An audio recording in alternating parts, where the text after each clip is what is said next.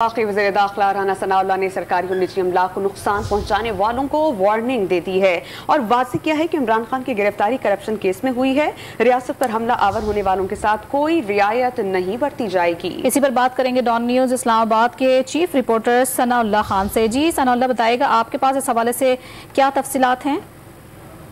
देखिए, तो वज़ीर दाखिला और वज़ारत दाखिला तमाम मुल्क की जो सूरत हाल है उसकी मुसलसल निगरानी कर रही है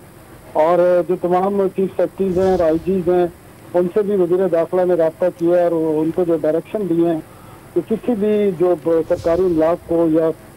जो किसी जानी और माली नुकसान की कोशिश की जा रही है उनके खिलाफ सख्ती से निपटा जाए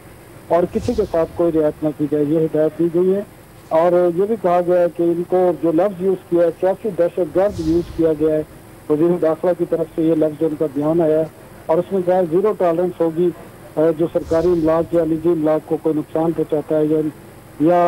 जो कानून नाफिज करने वाले इदारे हैं उन पर कोई अटैक किया जाता है तो उस पर सख्ती से निपटा जाएगा। जी सनाउल्लाह खान, आप अपडेट कर रहे थे सवाल से तफसीली तौर पर, बहुत शुक्रिया आपका।